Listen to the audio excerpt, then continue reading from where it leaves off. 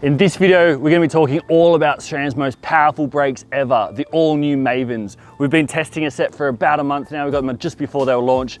Super impressive, but there's a lot to talk about. They're not really going to be for everyone, but they absolutely are for a lot of people. We love them. We're going to tell you all about them right now. So, the most powerful brake SRAM has ever made. They're saying these are 50% more powerful than codes, and basically Maven was an experiment that SRAM started a few years ago to find the most powerful brake possible for mountain biking. But they knew from the very get-go, there's no point having a shitload of power if it's not manageable. Because otherwise, you grab all the brakes, it'd be like smashing your face into a wall. It'd be a horrible ride. So what the challenger had to do is create the most powerful brake ever, but make it usable power. Make it so it enhances the ride. Obviously, this brake is really dedicated to hardcore riding, so downhill. But then they're also absolutely perfect for e-bikes where you've got extra weight and you're having to brake really, really hard. You want to be able to pull up and you want to be able to easily ride through sections. And that's where these Mavens we've found have really proven themselves to be an absolute standout. Now, the first thing you notice when you grab a set of Mavens out of a box or you look at them on a bike, your eyes instantly go to this caliper. They are massive. They're about twice the size of a SRAM code, which was obviously the brand's most powerful brake up to the point of these guys getting released. But yeah, physical size is massive. The width of the thing, the height of the thing, when you pull the pad out, they're almost twice the size of a code. Not necessarily the surface area of the pad, but the actual entire pad body itself. The reason the pad is so big is because it's getting pushed, or they're getting pushed, by two gigantic pistons in there. There's a 19mm and an 18.5 piston. Now when those massive pistons are pushing on the pad, they're hitting the surface area of the rotor. What that does actually, it makes the caliper warp. Well, traditionally it makes caliper warp. So what the brand's kind of gone and done is to stiffen up the whole system, is putting these big bolts, these 4 bolts that you can see on both calipers the whole way through. And basically it's like holding it nice and rigid so that when the brake is under full load, under full force, it's staying nice and rigid and it's consistent. The thing they wanted with these brakes is consistency from the top of the hill to the bottom of the hill. And what they've kind of come up with was a perfect operating temperature. Now, when we think about brakes, normally we think, oh, heat's the enemy of a brake. Well, whenever you're chatting to, MotoGP or Formula 1 teams, things like that, and you're hearing them talk about their brakes, they don't work until they get to a certain temperature. It's called the operating temperature. So SRAM realized this throughout the development of the Mavens and realized that really when a brake wants to work as well as it can, and consistently, you actually want to have temperature, but you want to be able to control that temperature. And so what they're able to do with the bigger body of the brake, they have more fluid in there, and then they're actually dropping the rotor size, which is another really interesting thing, which we'll talk a bit more about later. Now, when we talk about fluid, it's very interesting to notice that SRAM have gone to a mineral oil on these guys. They brought mineral oil out in another set of brakes last year, which is basically an OE called DB sets.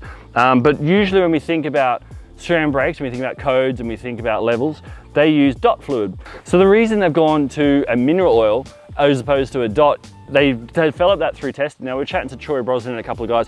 When they started with these brakes, they were still actually running a dot. They've had to change all of the seals in there to go to the mineral. But what the mineral does is basically moisture can't enter the system with the oil. And so it stays consistent the whole way through. Now that's from the lever pull right the way through the way the pistons are pushing on that pad. So they've come up with basically the mineral oil is the perfect oil to be used in this system. So the other big thing, we've talked about 50% more power. The other big marketing push that that SRAM are claiming with these brakes is that you get all that extra power, but there's 33% less effort on the lever. So essentially, you pull on the brakes a third less with less force than you do with a regular brake or a different brake from a different brand to get the same amount of stopping power. And the way they achieve that is through, well, obviously clever design. It's the mineral oil, it's those massive calipers.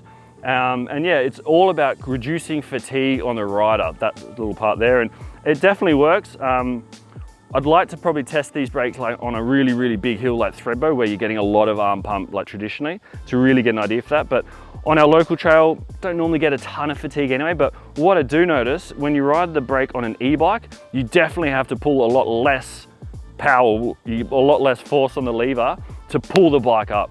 Now the next thing I want to dive into is the rotors. SRAM recommend starting, because there's so much power in the system, they recommend starting with a smaller rotor than you normally would. That way you can essentially customize the amount of power. Obviously, when we think power on a traditional brake set, to get the most power, we go the biggest rotor possible. So, you know, downhillers are running 220 rotors, things like that. When I started riding these brakes, you want to essentially reduce the amount of power is to drop the rotor size. And then that also has a couple of other benefits. You drop the rotor size, particularly in the back here, I've gone from a 220 down to a 180. So that's quite a significant diameter drop. Obviously, the bottom of the rotor is going to be a lot less vulnerable to, you know, impacts and whatnot. But then also it's taking weight out of the system. But then also a smaller rotor is going to have a more consistent bite, and also it's going to be less susceptible to warping, especially in the front. That's another big thing that SRAM noted. When they're dropping the rotor size, you're going to have less warp on those really, really long descents. Or when you're on the e-bike and you've got that in that perfect operating temperature, the brakes are running quite warm.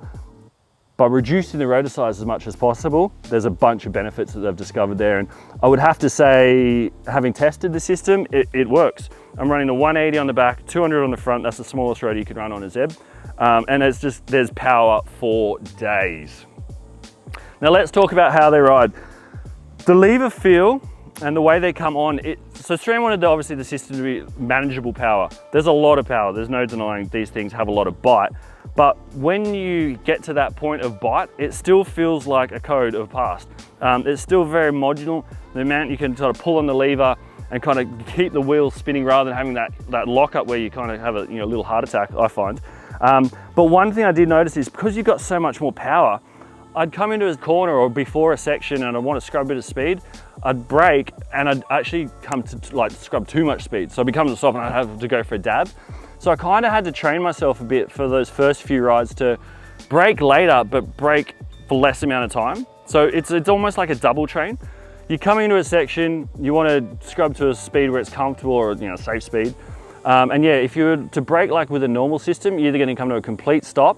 That's what I found. So with these guys, yeah, you're definitely looking ahead, braking later for less long, and obviously it's less pull through the lever. So a lot of power, and that's what I found is really manageable, especially on the e-bike. You'd come into a section where you're getting offline, and usually you just grab the brakes as hard as you could and hope for the best. Whereas with these, you're like literally, you are coming to a halt. Consistency with these is really, really impressive and notable. When you're cruising through like sort of smooth sections, whereas when you're hitting those big plowing sections, it's the exact same amount of force that you're feeling or the amount of pull that you're having to put on the lever. Whereas with a regular set, like say codes or maybe some XTs or something like that, I found I was varying the amount I was pulling on the lever in order to like pull up. Whereas with the Mavens, a lot more consistent. So I found I could ride a lot smoother, but admittedly it did take a little bit to get used to that. It was a couple of rides, to be honest. I was slowing down too much. So once I got used to it though, man, it goes back to being a complete no-brainer. All right, so at the start of the video, I said that these brakes aren't for everyone, and I'll stand by that because this is so much brake. It would be an absolute waste to be putting these things on a trail bike. SRAM have got a full range. So the codes are still in there. The levels are in there in a couple of different models. There's no point having all this power on a bike that doesn't need it. So a perfect example where these are going to be great is like hard hitting enduro, downhill, and as I mentioned before, e-bike, absolutely perfect. So much power, there's no point wasting it. And obviously that little extra heft. But yeah, loving the lever feel, very, very smooth, and just consistency of these things. Once you kind of get them into that operating temperature, so basically you just burn them on for the first little bit of the ride. Once they're in that little temperature, they are so consistent. It doesn't matter what you put these things through, you're going to be super dependable and reliable on them. And definitely it's a lot of confidence and peace of mind that you come from that. That's kind of the, I guess, main takeaway I get from these Mavens over another brake is just, yeah, how kind of comfortable you feel coming into sections where you're going to get a little bit out of your depth or potentially go offline. So definitely they're going to save you bacon in times like that. Yeah, really impressive brake from SRAM here. A notable amount of power increase over codes. And to be honest, I never rode codes and went, oh, I wish SRAM had a more powerful brake. I love those things. And it's not until you try something new where you're like, oh wow, okay, so it can actually be improved on. The ride of these things is insane, particularly on an e-bike. Definitely recommend checking them out. They're available in 3 different tiers, the ultimate level, the silver, and the bronze. 3 different price points, starting in Australia, I think around $300. These are in SRAM dealers across Australia right now or online. You can grab yourself a set.